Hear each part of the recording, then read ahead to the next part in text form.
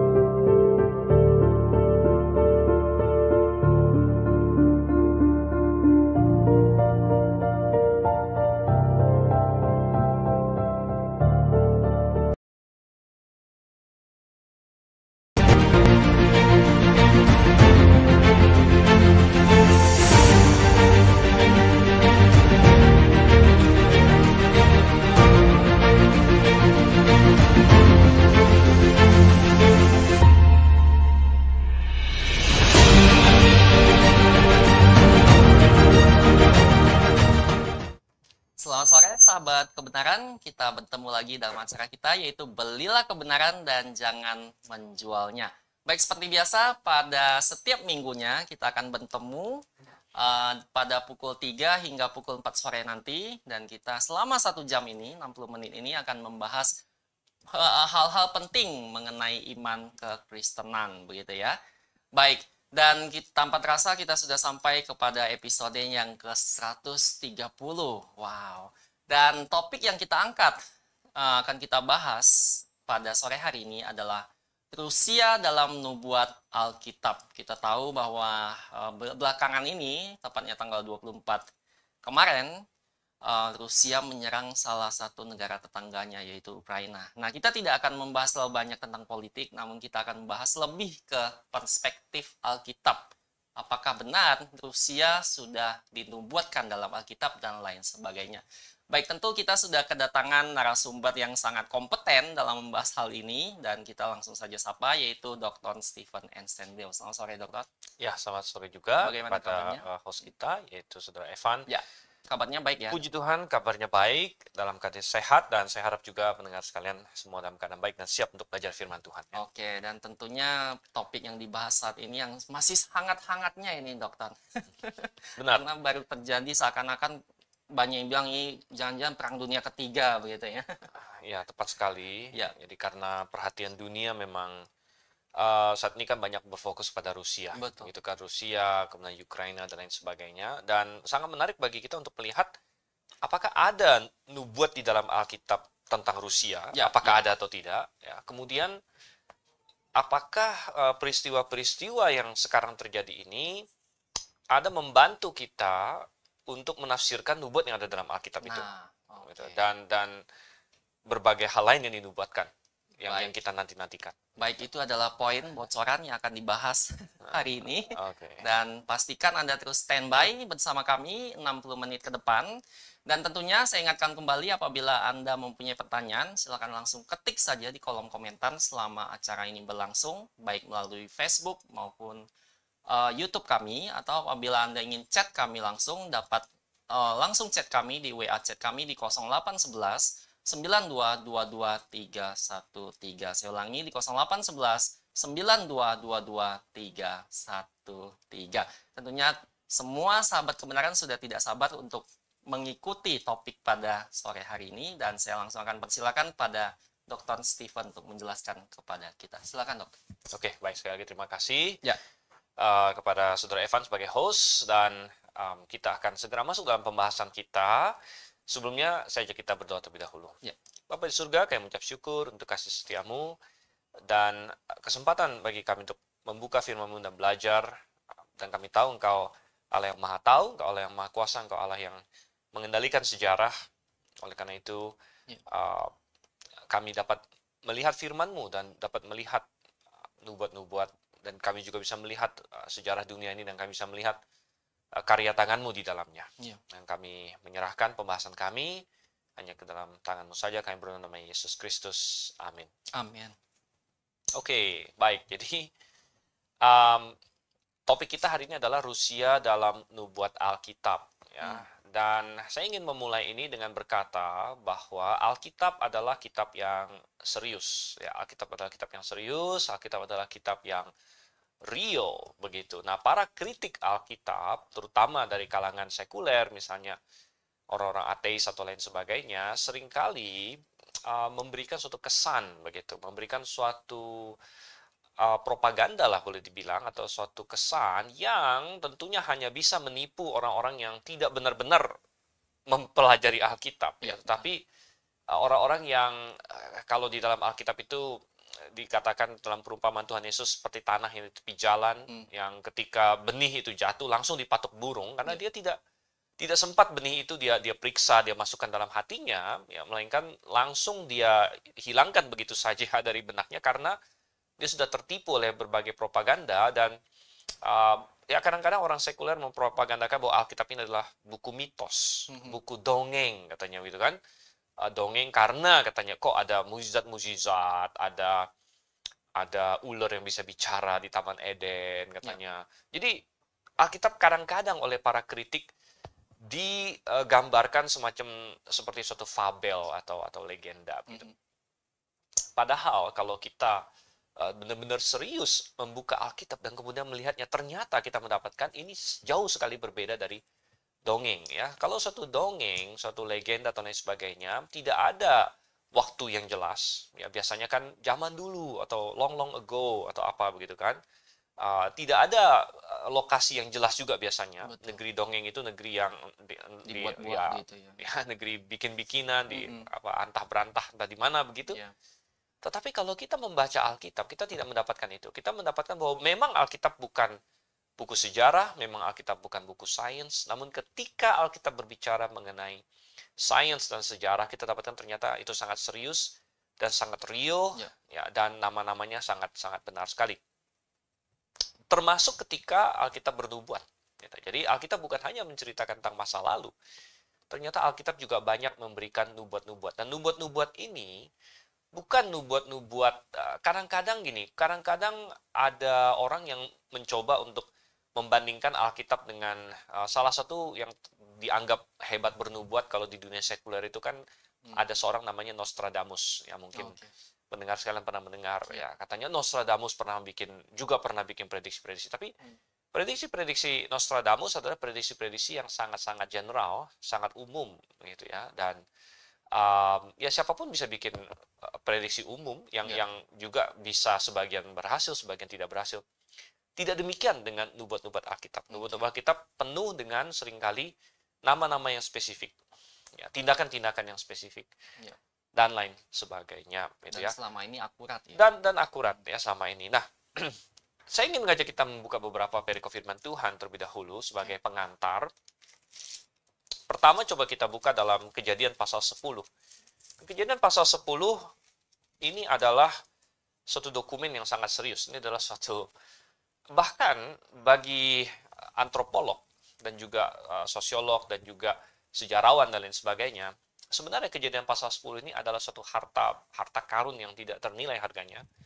Karena dari Kejadian pasal 10 ini kita dapatkan ya daftar bangsa-bangsa, atau kita sebut Table of Nations. Dan ada 70 nama yang muncul di sini. Jadi background-nya adalah sesudah air bah Nuh, hanya ada Nuh dan keluarganya yang survive. Dan tentu dari Nuh dia tidak punya anak lain lagi. Dia punya 3 anak, dan akhirnya semua umat manusia berasal dari 3 anaknya Nuh, yaitu Sem, Ham, dan Yafet.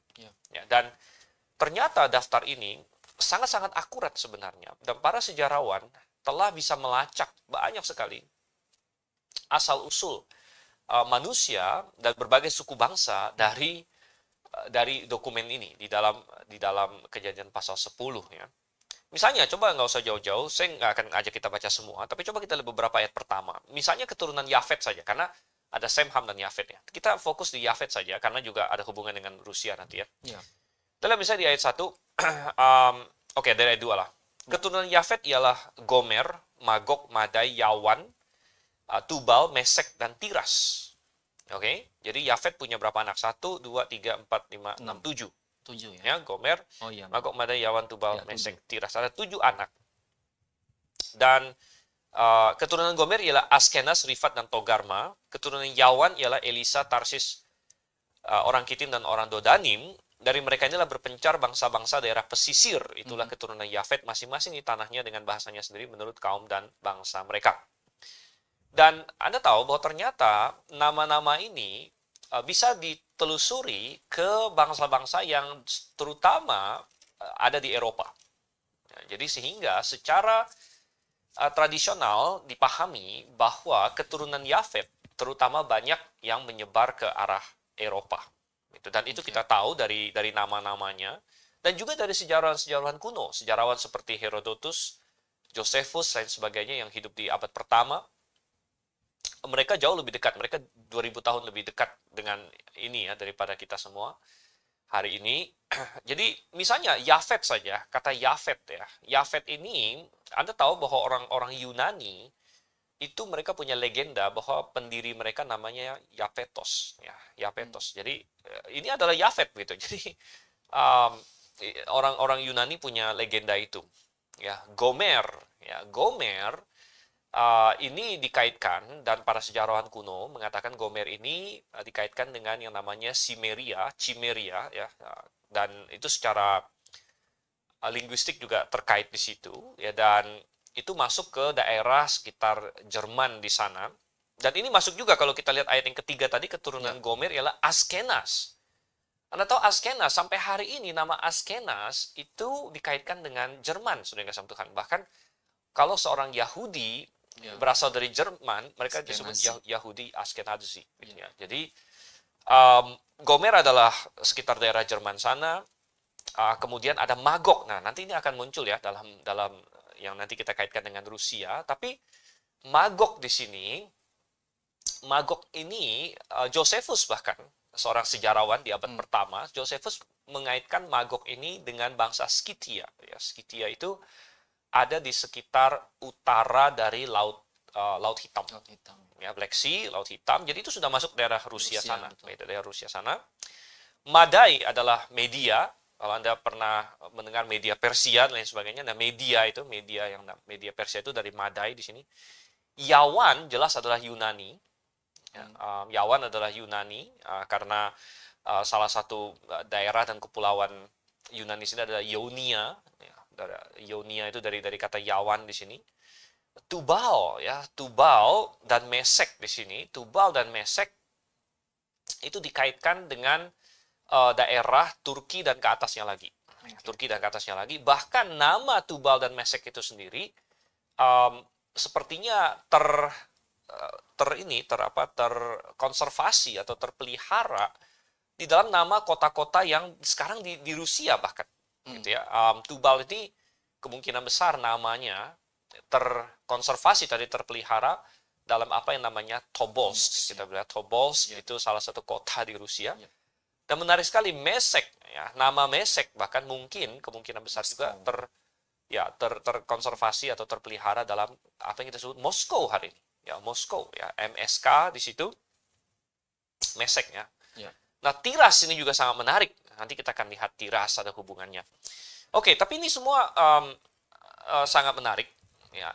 Saya hanya membukakan ini bukan nubuatan, ini bercerita tentang apa yang terjadi. Apa yang terjadi, tapi nanti ada kaitannya. Tapi intinya ini serius, ini serius, ini benar, ini real, ini bukan dongeng. Ya, nama-nama ini adalah nama-nama yang real dan secara sejarah bisa dikaitkan kepada suku-suku tertentu, bangsa-bangsa tertentu. Bahkan ya pelajaran sejarah banyak sekali berhutang kepada Kejadian pasal 10 di sini ya untuk mendapatkan berbagai hal. Dan kemudian ada satu hal lain lagi mengenai Alkitab yang luar biasa adalah nubuatnya tentunya. Ya, nubuat dalam Alkitab sangat-sangat tepat, sangat-sangat terperinci. Misalnya di Yesaya tahun 700-an sebelum Masehi, Yesaya menubuatkan akan muncul seorang raja Persia namanya Koresi. Ya, dan Koresi baru muncul itu sekitar tahun 500-an, 500 sekian sebelum Masehi. Jadi sekitar 150 tahun setelah Yesaya bernubuat. Bayangkan. Jadi ini bukan kayak nebak-nebak, tetapi namanya disebut bahkan. Betul. Namanya Koresi disebut. Wah, itu pasti Raja Koresi waktu baca itu. Wah, ya kita tidak tahu ya apa yang dia pikirkan begitu di situ. Iya. Daniel adalah nubuat yang sangat luar biasa di mana dia menubuatkan tentang akan bangkitnya bangsa-bangsa. Betul. Ya, oke, Babel sudah ada di zaman dia, tapi kemudian dia menubuatkan akan muncul Media Persia sebagai kekuasaan besar selanjutnya. Ya. Nah, Media Persia zaman Babel memang sudah ada juga, tapi masih kecil gitu, masih bawahannya Babel. Tapi Daniel karena Tuhan kasih tahu pada dia, habis ini Media Persia, habis itu Yunani. Bahkan kampanye Alexander Agung digambarkan di dalam Daniel, itu suatu kampanye yang sangat kencang, sangat cepat sekali.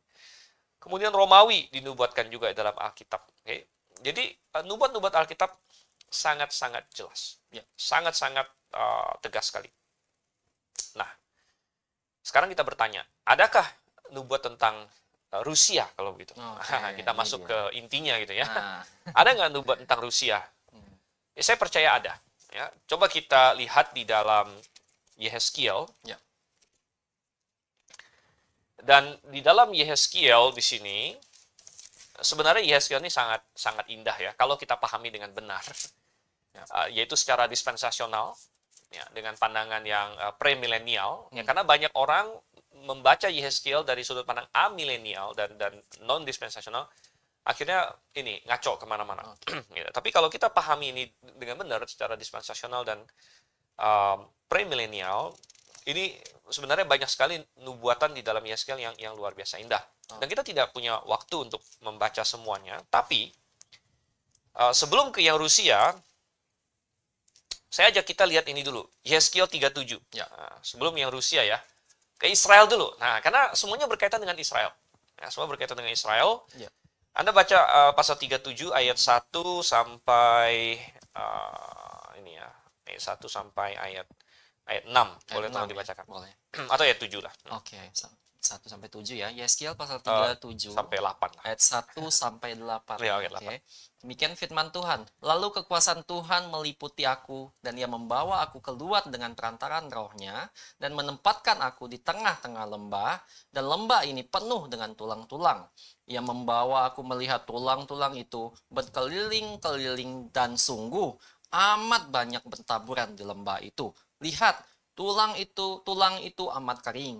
Lalu ia berfirman kepadaku, "Hai anak manusia, dapatkah tulang-tulang ini dihidupkan kembali?" Aku menjawab, "Ya Tuhan Allah, Engkaulah yang mengetahui."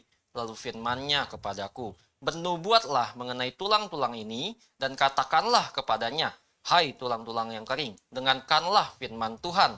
Beginilah firman Tuhan Allah kepada tulang-tulang ini. Aku memberi nafas hidup di dalammu, supaya kamu hidup kembali. Aku akan memberi urat-urat padamu dan menumbuhkan daging padamu. Aku akan menutupi kamu dengan kulit dan memberikan kamu nafas hidup, supaya kamu hidup kembali. Dan kamu akan mengetahui bahwa akulah Tuhan. Lalu aku bernubuat seperti diperintahkan kepadaku, dan segera sesudahku bernubuat, kedengaranlah suara, sungguh suatu suara benderak-derak, dan tulang-tulang itu bertemu satu sama lain. Sedang aku mengamatinya, lihat, urat-urat ada dan daging tumbuh padanya. Kemudian kulit menutupinya, tetapi mereka belum bernafas. Oke, baik, kita stop sampai sana karena kita ingin menghemat waktu juga. Sebenarnya sih bagusnya dibaca lagi ya. Tapi intinya, Yehezkiel dikasih penglihatan oleh Tuhan ini tulang-tulang. Ya, tulang-tulang yang kering, gitu kan. Dan secara manusiawi, tulang-tulang ini tentu sudah mati. Betul. Ya, sudah mati. Nah, tulang-tulang ini melambangkan apa? Coba lihat ayat 11-nya.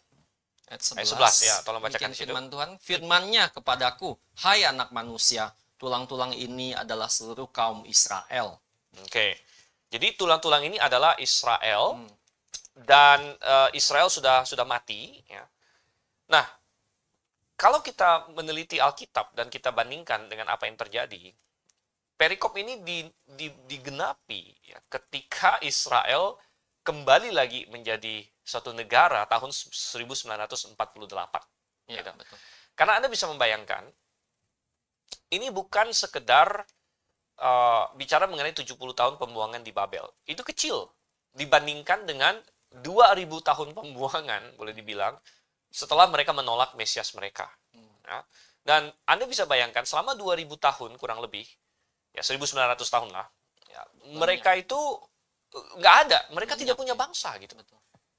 Dan dari perspektif manusia, nggak ada lagi kesempatan bagi Israel untuk bisa bangkit, bisa eksis lagi. Ya. Tidak ada suatu kerajaan yang sudah hilang beribu-ribu tahun, lalu tiba-tiba bangkit lagi. Anda bisa lihat lagi yang lainnya, misalnya, apakah kerajaan yang sudah hancur lah misalnya.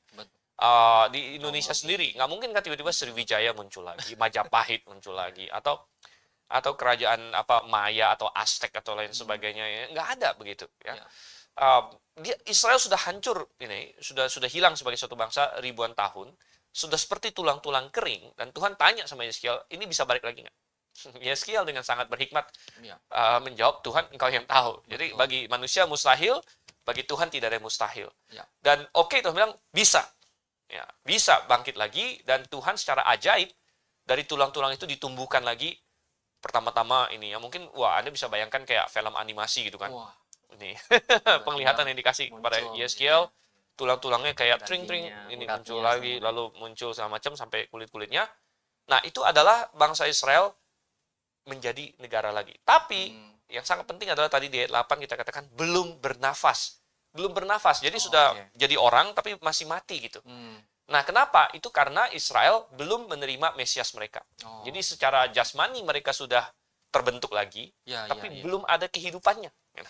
Nah, ini persis menggambarkan situasi Israel sekarang yang sudah secara jasmani sepertinya dikumpulkan lagi, sudah jadi kayak orang lagi, sudah eksis lagi, tetapi belum memiliki kehidupan rohani. Mereka secara nasional masih menolak Mesias mereka, dan itu akan digenapi nanti. Nanti mereka akan hidup, benar-benar hidup lagi ketika mereka menerima Mesias mereka, dan itu ada yang tadi tidak kita baca di ayat 9 dan 10 ya, akhirnya Tuhan menghembuskan nafas kehidupan pada mereka. Oke.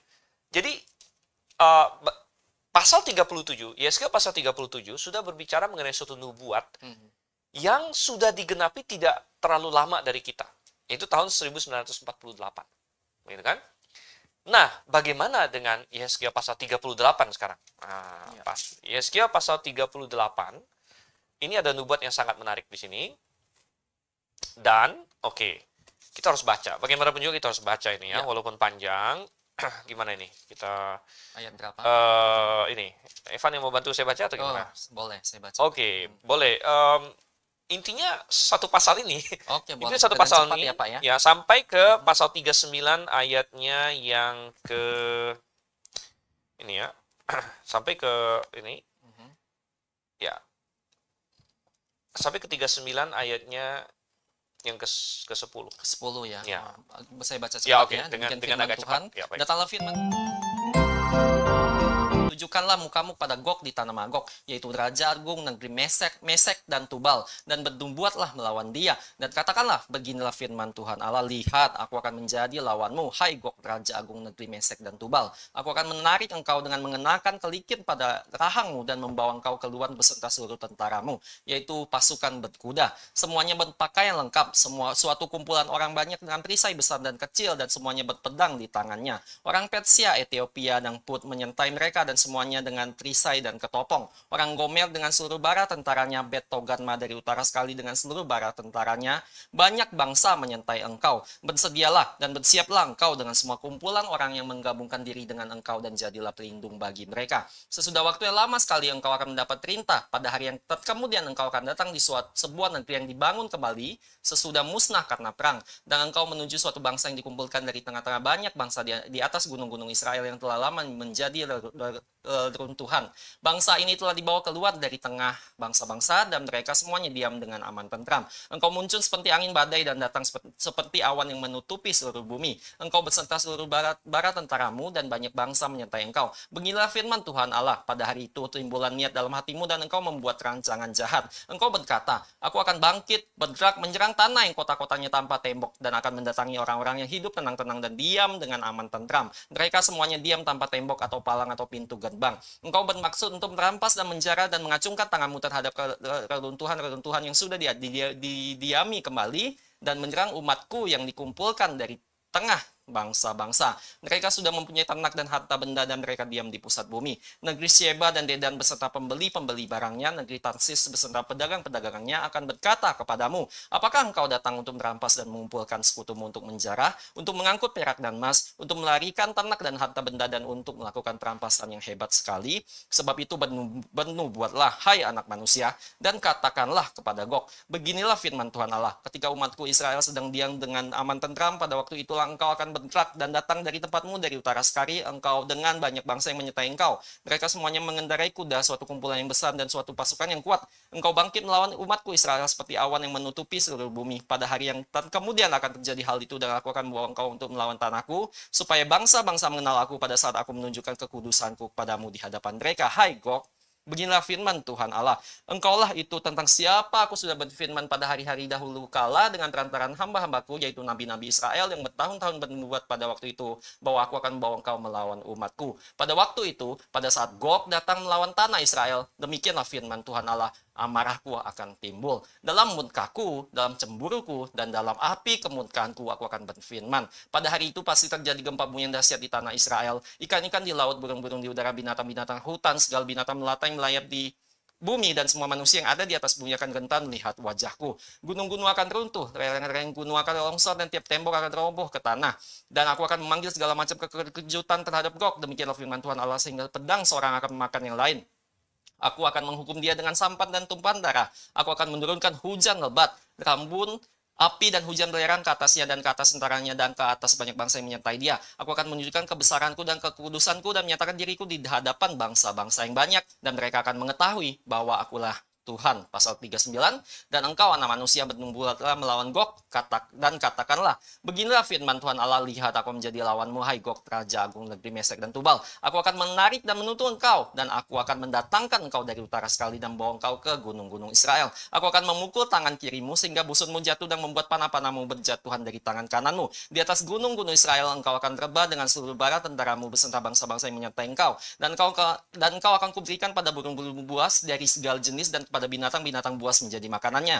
Engkau akan rebah di padang, sebab aku akan mengatakannya, sebab aku yang mengatakannya, demikianlah firman Tuhan Allah. Aku akan mendatangkan api ke atas Magog dan ke atas orang-orang yang diam di daerah pesisir dengan aman tentram, dan mereka akan mengetahui bahwa akulah Tuhan. Dan aku akan menyatakan namaku yang kudus di tengah-tengah umatku Israel, dan aku tidak lagi membiarkan namaku yang kudus dinajiskan, sehingga bangsa-bangsa akan mengetahui bahwa akulah Tuhan yang maha kudus di Israel. Sungguh, pasti datang dan terjadi suatu hari yang sudah kufirmankan, dan yang diam di kota-kota Israel akan keluar dan menyalakan api serta membakar semua perlengkapan senjata Gog, yaitu perisai kecil dan besar, busur dan panah, tongkat pemukul dan tombak, dan mereka membakarnya selama 7 tahun. Ayat 10, mereka tidak akan mengambil kayu dari hutan belukar atau membelah kayu api di hutan-hutan, sebab mereka akan menyalakan api itu dengan perlengkapan senjata itu. Mereka akan merampas orang-orang yang merampas mereka dan menjara orang-orang yang menjara mereka. Demikianlah firman Allah. Oke, iya, terima kasih. Wah, ini ya, seperti roket, tapi bagus juga. Nggak apa-apa, dan memang kita perlu cepat. Nah, ini adalah suatu nubuat yang luar biasa, gitu ya. Dan nubuat ini berbicara mengenai suatu bangsa, ya, suatu bangsa dan seorang raja. Raja itu namanya Gog. Gog ini, Gog dari Magog katanya, raja negeri Mesek dan Tubal. Iya. Tapi bukan hanya dia rupanya, melainkan dia ada suatu koalisi. Koalisi bangsa-bangsa, karena di ayat yang kelima, 38 ayat 5, dikatakan ada koalisi Persia, Ethiopia, Put, ya, Gomer, Bet Togarma, dan lain sebagainya, yang akan menyerang Israel pada waktu itu. Akan menyerang Israel dengan pasukan yang sangat besar sekali, tetapi Tuhan akan bertindak dan akan melindungi Israel dengan mengacaukan, ya, pasukan multinasional ini, mengacaukan mereka dan menghancurkan mereka di atas gunung-gunung Israel. Gitu. Nah, pertanyaannya adalah nomor satu, kapan ini akan terjadi dan siapa yang dimaksud? Kalau Israel kita sudah tahu, Israel ya Israel. Tapi siapa Gog dan Magog dan segala macam yang lain ini, gitu kan? Siapa mereka dan kapan ini akan terjadi? Gitu. Oke, dua pertanyaan ini saling kait-mengait. Saling kait-mengait artinya siapa mereka dan kapan terjadi ini ada hubungannya. Yang akan menyerang Israel. Akan menyerang Israel nih ada hubungannya begitu. Nah, mengenai kapan ini akan terjadi, ada banyak pandangan. Tapi kita bisa bagi menjadi dua besar, yaitu pandangan pertama adalah bahwa ini adalah sesuatu yang sudah terjadi. Jadi nubuat ini sudah digenapi. Gitu. Ini biasanya pandangan preteris biasanya. Yang preteris percaya bahwa semua nubuat dalam Alkitab sudah digenapi. Jadi pandangan preteris percaya ini sudah digenapi. Nah, mengenai kapan digenapinya, ya di antara satu preteris dengan yang lain bisa berbeda-beda. Saya pernah ada membaca orang yang berkata ini digenapi waktu Haman mau membangkitkan orang-orang Persia untuk menyerang orang Yahudi yang dicatat di Esther dan lain sebagainya. Ada yang menafsirkan begitu. Namun kalau kita lihat nggak cocok sama sekali gitu. Nggak cocok sama sekali. Di zamannya Haman, ya itu kan kerajaan Persia gitu. Betul. Persia malah disebut sebagai di sini salah satu koalisi aja, koalisi doang gitu. Sedangkan yang menyerang ini suatu bangsa, sedangkan yang di Haman nggak ada hubungannya. Itu malah bukan bangsa, malah ujung-ujungnya raja malah mendukung orang Yahudi kalau kita masih ingat ceritanya kan. Jadi nggak cocok saudara kasih Tuhan. Dan usaha apapun untuk mencari ini kapan sudah digenapi, ya, di sepanjang sejarah Israel, kapan Israel pernah diserang oleh koalisi multinasional dari utara yang sebegitu banyak, ya, sehingga tiba-tiba mereka mati di atas gunung-gunung Israel. Nggak ada gitu. Dalam sejarah tidak ada. Gitu. Nah, dalam sejarah tidak ada, tetapi seperti yang kita katakan tadi, kita percaya ini firman Tuhan dan nubuat firman Tuhan tidak mungkin gagal. Saya kasih Anda satu tips. Ya. Kalau Anda membaca suatu nubuat di dalam Alkitab yang belum digenapi, maka tips saya adalah ya, itu pasti masih akan digenapi. Masih akan digenapi. Jadi jangan kita lalu ubah-ubah nubuatnya, kita lalu bikin jadi maksudnya lain lagi, ya istilahnya dialegoriskan atau apa segala macam. Ya, tidak perlu. Ya. Nubuat-nubuat dalam Alkitab digenapi secara apa adanya. Nah, bukan berarti kita tidak percaya ada bahasa figuratif. Ya, bisa saja Tuhan pakai bahasa figuratif kalau memang konteks menuntut bahasa figuratif. Gitu ya. Tetapi kita berkata bahwa kalau bisa dipahami literal, kita pahami secara literal. Dan ini belum digenapi. Oleh karena itu tadi saya bilang ada dua pandangan. Satu sudah digenapi, tapi tidak ada padanan yang cocok dengan ini di sepanjang sejarah Israel. Oleh karena itu kita berkata masih akan digenapi. Dan ini didukung juga oleh fakta tadi bahwa pasal sebelumnya, pasal 37 yang tadi kita baca mengenai Israel bangkit kembali, itu juga dari perspektif Yehezkiel itu masih jauh-jauh di depan kan, tahun 1948 bahkan. Begitu. Nah, sehingga dan ini belum bernafas ya Israel. Iya, dan belum bernafas. Itu pun belum digenapi yang Israel akan kembali ini menjadi hidup rohani gitu kan. Mesiasnya ya. Itu nanti akan digenapi di masa tribulation, di akhir tribulation. Betul. Nah, oleh karena itu ini masih akan digenapi. Sekarang kita bertanya, siapa negara-negara ini? Ya, siapa negara-negara? Nah, disinilah kita masuk ke masalah Rusia. Karena berdasarkan analisis Alkitab dan analisis informasi, kita bisa cukup yakin bahwa Rusia yang dimaksud di sini. Yang mana, Pak? Gog nah, ya. Jadi coba kita lihat di ayatnya yang kedua misalnya di sini ya. Ayat yang kedua, hai anak manusia, tunjukkanlah mukamu kepada Gog di tanah Magog, yaitu raja. Jadi pertama kepada Gog. Ya, Gog, Raja Magog. Nah, Gog ini sendiri banyak dipertanyakan, apa sih maksudnya Gog? Kata Gog itu dipakai di kitab Yehezkiel beberapa kali. Ya, tapi di luar kitab Yehezkiel hanya ada muncul satu kali di Tawarik, yaitu ada nama orang lah, satu orang. Tapi nggak berkaitan dengan ini.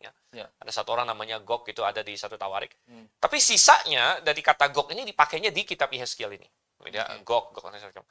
Jadi Gog di Tanah Tanah Magog. Magog. Sepertinya Gog ini adalah semacam titel untuk Raja Magog. Gitu ya, panggilan. Jadi Gog itu ya tergantung ya, kita bisa cek di leksikon. Ada sebagian yang menafsirkan Gog itu artinya semacam posisi yang tinggi atau raja tinggi dan sebagainya. Jadi sepertinya Gog ini adalah semacam titel. Jadi seperti Firaun adalah titelnya Raja Mesir, gitu kan. Kira-kira seperti itulah. Atau ada lagi Abimelek di zamannya Abraham itu titelnya Raja Filistin dan sebagainya. Jadi Gog adalah titel dari Raja Magog. Nah, Magog ini di mana? Nah, Ya. tadi saya ajak kita buka Kejadian 10 itu bukan iseng-iseng doang, saudara. Nama-nama ini tadi banyak muncul di Kejadian pasal 10. Anda masih ingat nggak? Ya? Magog, Mesek, Tubal, itu tadi muncul-muncul semua itu di Kejadian pasal 10 di situ. Dan kita sudah identifikasi banyak di antara mereka. Magog itu siapa? Begitu. Magog itu, Josephus berkata, sejarawan abad pertama, mengidentifikasi Magog sebagai kaum Skythia, yang adanya adalah di wilayah utara, daerah utara dari Laut Hitam yang sekarang ini masuk ke wilayah Rusia, begitu. Sekarang ini masuk ke wilayah Rusia. Jadi Magog di sini, Gog, Raja Magog. Nah, semakin jelas lagi adalah kalimat selanjutnya, di mana dikatakan yaitu Raja Agung negeri Mesek dan Tubal.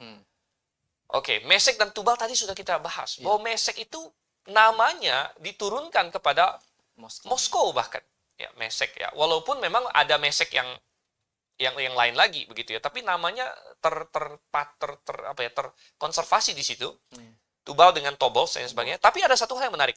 Kata agung di situ, Raja Agung.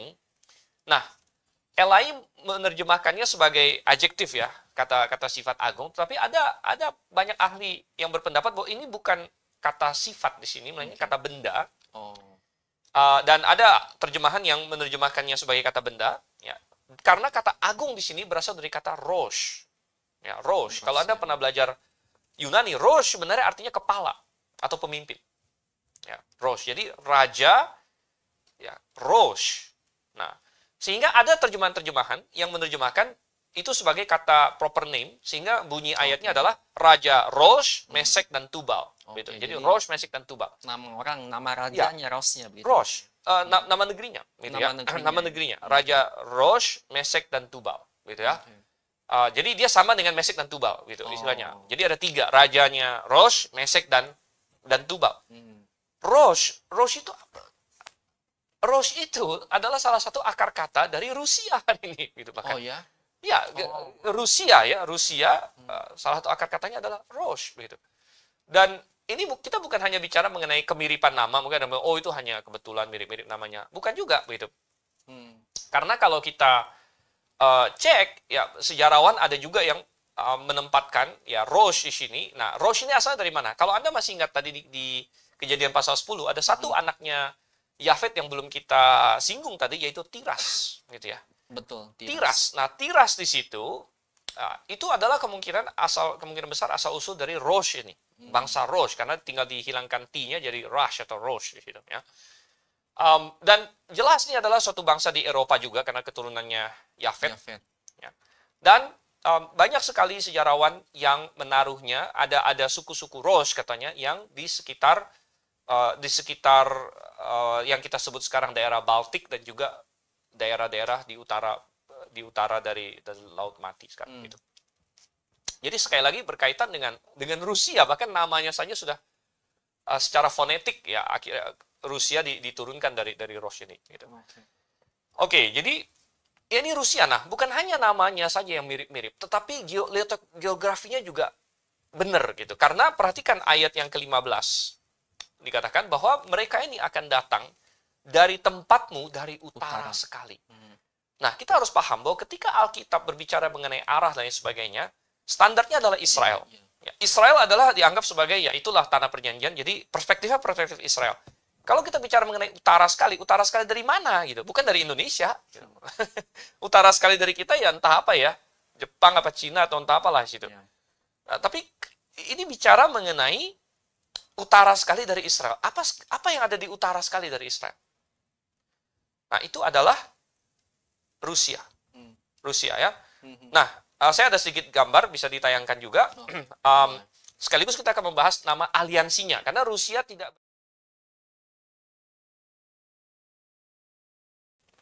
Jadi begini, ini adalah nubuat.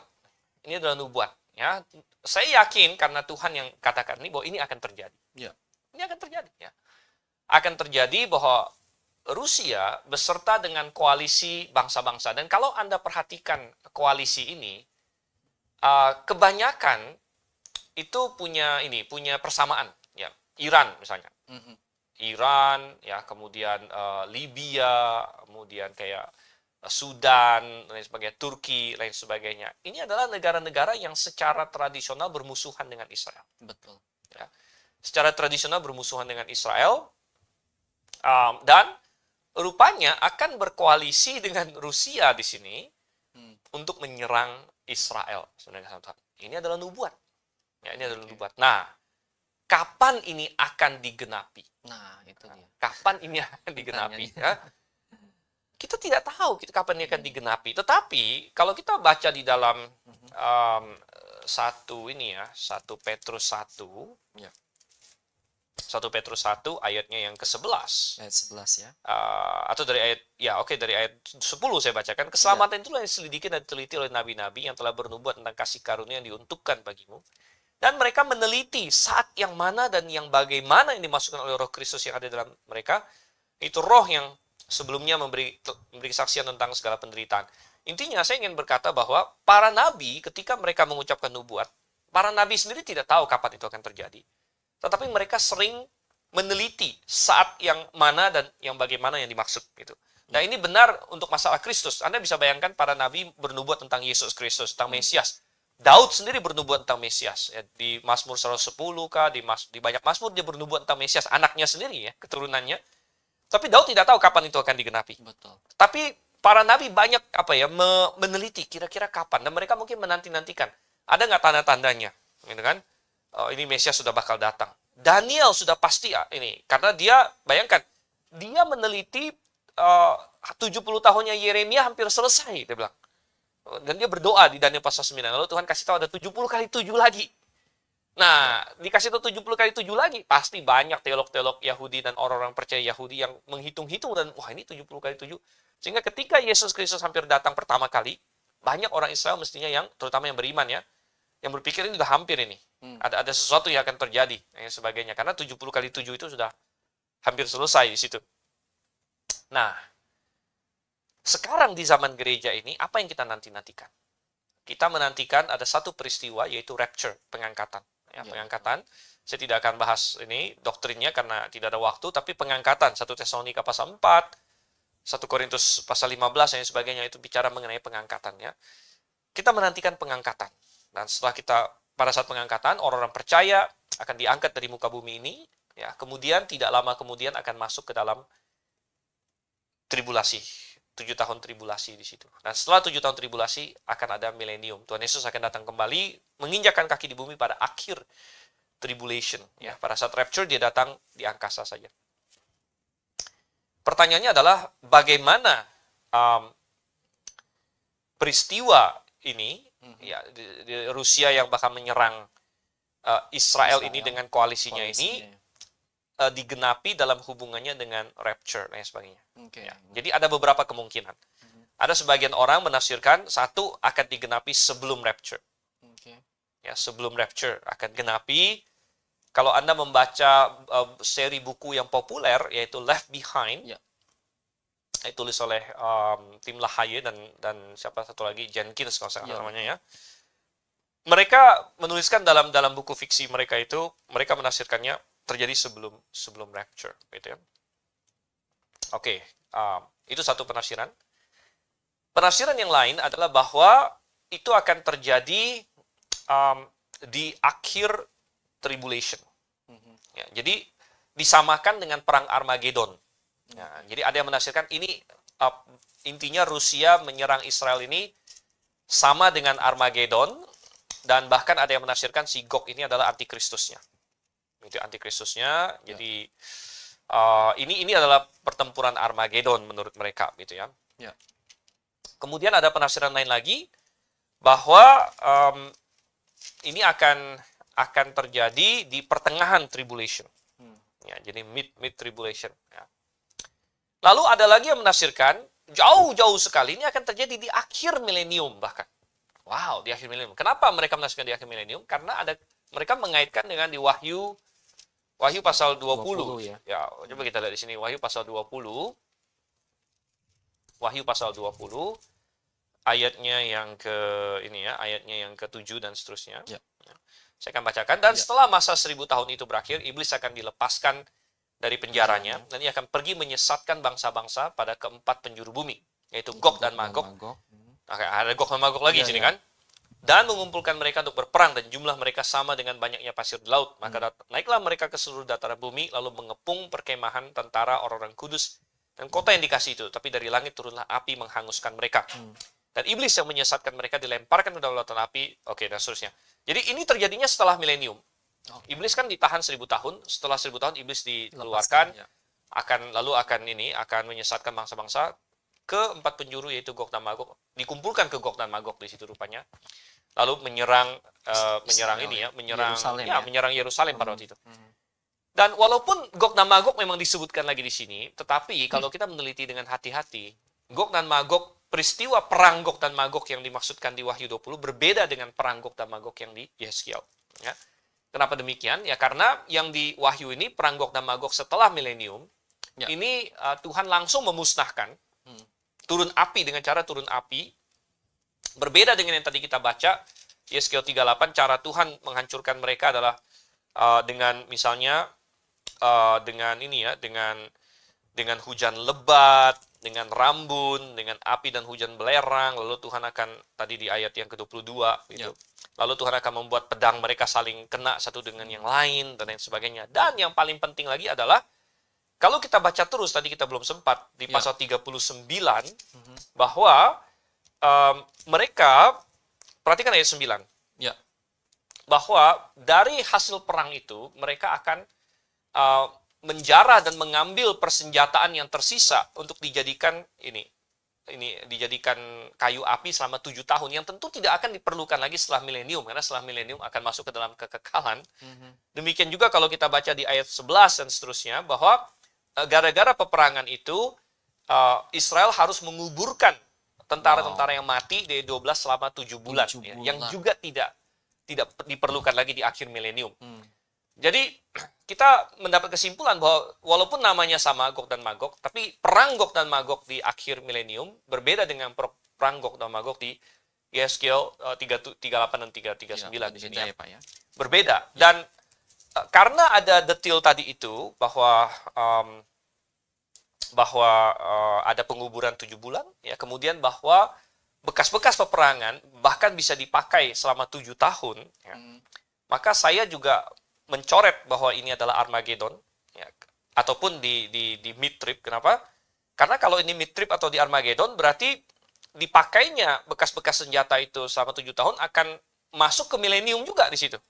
Ya, masuk ke milenium. Ya, karena kan habis tribulation kan milenium. Betul. Kalau misalnya perang ini terjadi di tengah-tengah, berarti kan 3,5 tahun, habis itu milenium kan? Ya. Atau terjadi di akhir dari tribulation, maka masuk ke milenium juga 7 tahun yang memakai ini, kayaknya di milenium nggak ada kepentingan untuk memakai alat-alat perang ini gitu sebagai bahan bakar atau lain sebagainya. Jadi saya melihat penafsiran bahwa ini akan terjadi sebagai Armageddon, sebagai perang Armageddon ataupun di mid-trib, lebih kurang masuk kalau dari saya gitu ya.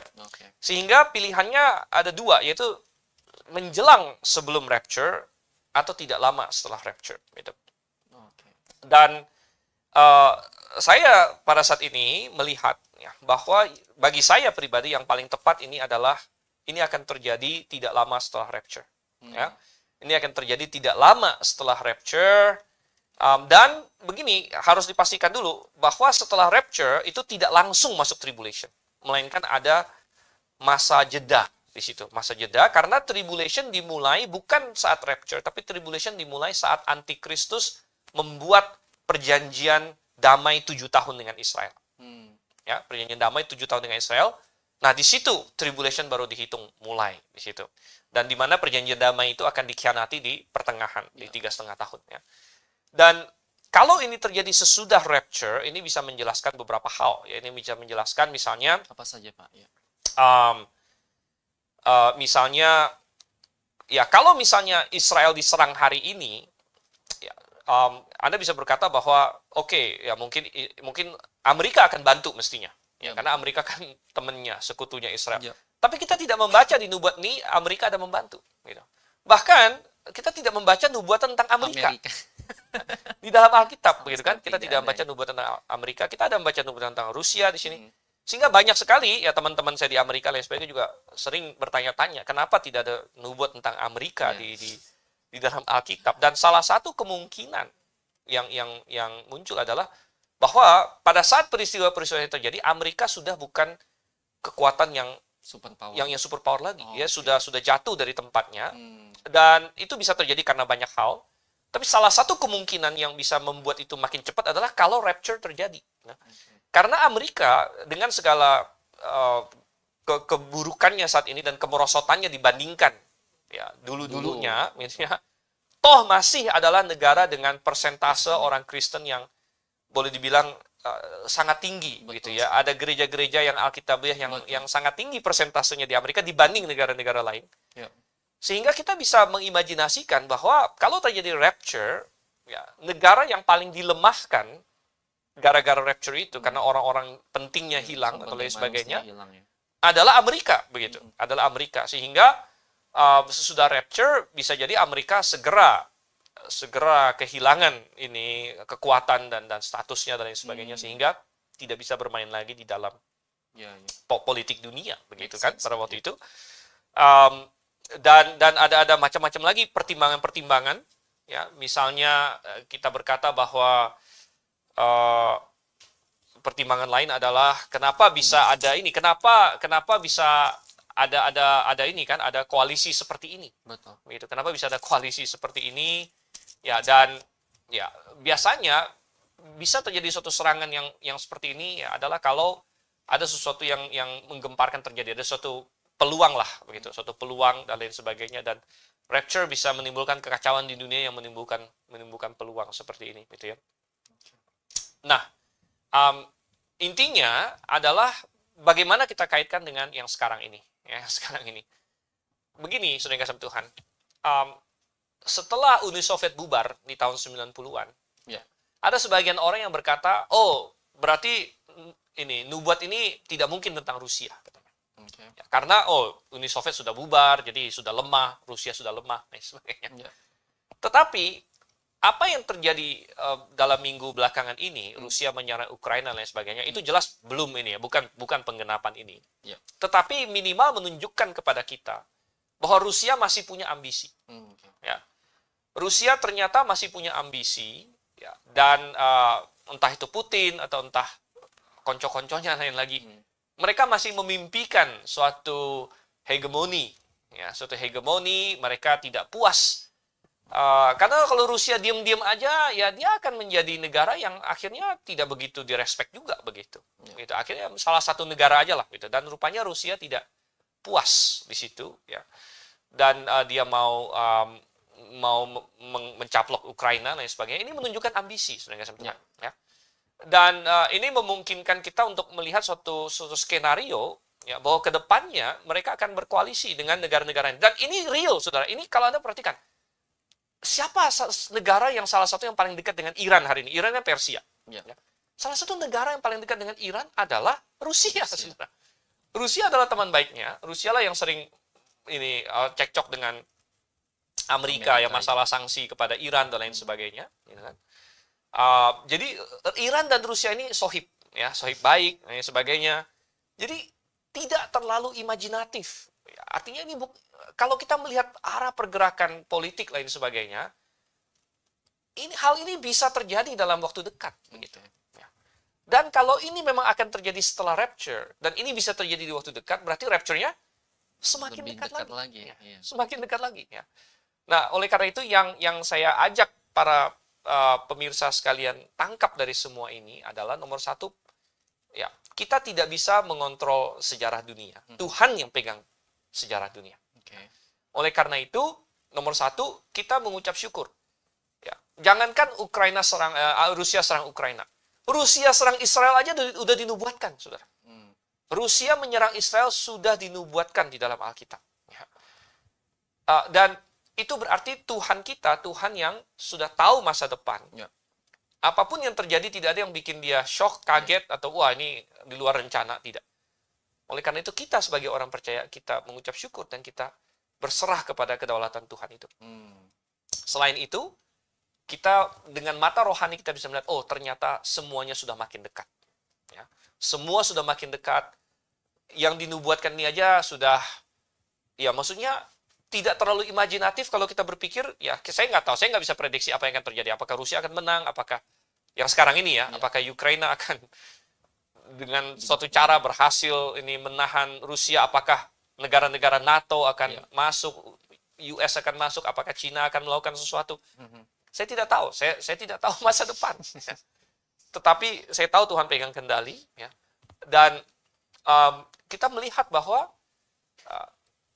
intinya apa yang dinubuatkan di Yesaya 38 ini tidak terlalu berlebihan bahwa ini bisa terjadi gitu, dalam waktu dekat. Ya, bisa terjadi dalam waktu dekat karena situasinya begitu fluid. Ya, yang menarik adalah Israel tidak berani mengecam Rusia sekarang. Jadi waktu itu di Dewan Keamanan PBB, ya, saya ada baca artikel, ya Amerika ada meminta Israel untuk mengecam juga Rusia karena menyerang Ukraina, tapi karena Israel merasa dia masih karena dia tahu kalau Rusia mau menyerang Israel atau marah dengan Israel ini bisa gawat begitu. Jadi ya, kadang-kadang peta politik begitu juga ya. Nah, tapi bukankah ada Amerika yang membackup? Iya, tetapi ya kita bilang ini ya itulah kenyataannya gitu kan. Nah, tapi ya itu yang mau saya ajak kita ini bahwa Alkitab penuh dengan nubuat yang luar biasa akurat ini ya. Dan ternyata Rusia ada. Dan Rusia akan menyerang Israel suatu hari, tapi Tuhan akan menolong dan berdasarkan penafsiran kemungkinan besar itu akan terjadi tidak lama setelah rapture akan terjadi ya. Ini dari Bu Noverina Solihin ya. Siang Pak, Dr. Stephen, sekarang Jerman kirim banyak senjata ke Ukraina. Sementara Rusia sudah wanti-wanti akan habisi negara mana saja yang ikut campur. Akan kemana mengarahnya ini Pak? Sesuai nubuatan Alkitab, akankah mulai terbentuk koalisi nantinya? Ya, ini pertanyaan yang baik juga ya dari Ibu Noverina. Ya. Sekali lagi, saya bukan cenayang gitu kan. Saya tidak bisa memprediksikan masa depan, ya. Tetapi ya memang, maksudnya begini, maksudnya kita ini bisa menjadi katalis gitu. Apa yang terjadi sekarang bisa, sekali lagi, karena saya bukan Tuhan, nah saya hanya melihat, saya tidak memastikan, tapi saya katakan bisa menjadi katalis. Sekarang kan Rusia kayak dipojokkan nih. Ya, oke. Nah, Rusia dipojokkan. Mungkin juga dari berita-berita yang terakhir-terakhir ini, tadinya Rusia pengen menang cepat, sekarang ternyata agak sedikit mandek gitu kan. Ya. Perlawanannya lebih sengit dari yang mereka perkirakan dan sebagainya. Lalu dia mulai terisolasi, orang mulai nge-ban dia segala macam. Nah, bisa jadi Rusia akan, kalau dia sudah terpojok, dia akan berpikir, wah gue butuh teman. Bisa jadi dia butuh teman. Nah, lalu bagaimana cara dia dapatkan teman gitu kan? Bagaimana cara dia dapatkan teman? Nah, salah satu cara yang mungkin bisa dipakai Rusia untuk mendapatkan teman adalah kalau misalnya dia menyatakan dia antagonis terhadap Israel misalnya. Maka negara-negara yang antagonis terhadap Israel akan simpati kepada Rusia. Ini contoh satu kemungkinan. Musuh dari musuhmu adalah enemy of my enemy is my friend gitu kan. Musuh dari musuhku adalah ini. Nah, itu sudah terjadi hari ini gitu kan. Koalisi-koalisi seperti itu ya. Iran ya pro Rusia gitu kan. Cina sekarang juga pro Rusia dan macam. Jadi dari ini terjadi katalis seperti ini bisa menimbulkan berbagai koalisi.